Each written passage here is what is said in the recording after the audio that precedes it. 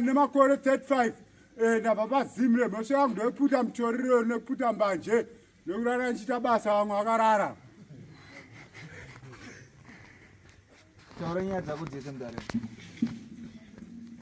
Nekushungurudza abereki. Waita uchiita sei amai? Anenge asikuda anenge ada kuti. Taura nyaya dzako dzinzi. Nekushungurudza abereki. Taura. Waita sei mainasi?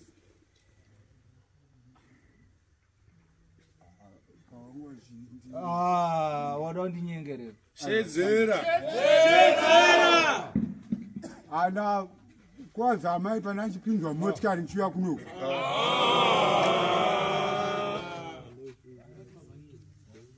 Taura dzimwe mhosva dzako. Nekubvisa malaitsi patogara.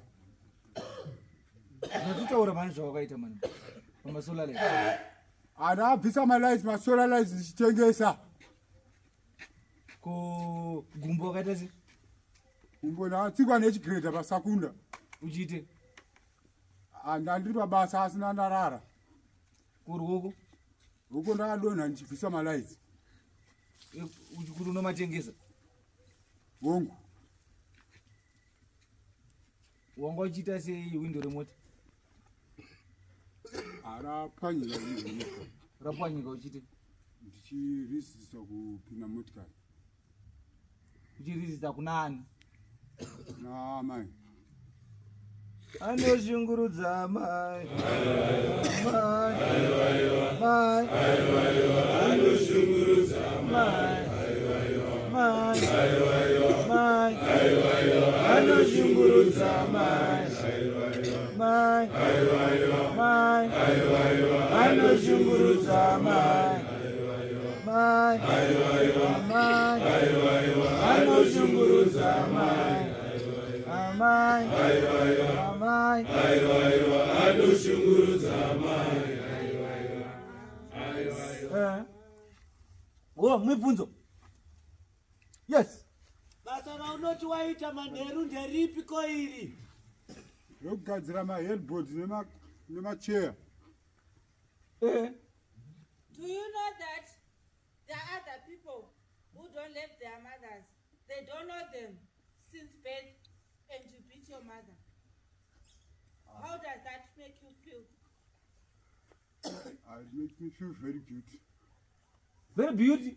Guilty. Oh, guilty. Uchairipa sengozi yamai. Nitoda kuti ushandirwa yotoripo. Kushandirwa nani? Neni. Nickname yako kuzimri paka haunzi chatie kulele here. Ndiyo. Chadegulele. Zore. Zori amuna anobika hashishi. Dedzera mani. Zori amuna anobika hashishi. Hashishi ndochi. Banje. Saka unobika hashishi. Ndaimbobika. Oh. Sana asi tine mbiki pana. All right. Saka waite kulela malaiti here kuti upute mtoriro. Hongu mambo. Yes sir. Hausiriwe here general Mabuwe. Ndaimbova. Wazakana. Kuzvidira gate rako rekutanga. Andizibozisa gate muna wamwari. Pfugamai pasowe. Mutanga mapfugama pasowe muna wamwari. Vereswe, udavereswa. Wanifungisa mudonzo. Mudonzo walo. Wanifungisa mudonzo. Mudonzo walo. Wanifungisa mudonzo. Mudonzo walo. Wanifungisa mudonzo. Mudonzo walo. Discipline is dying. Discipline is dying. Zvakanaka Rabbi. Right, mumwe mubvunzo uko. Yes. Saka zvaunoba masolar lights pano chatotibiraka. Kwete.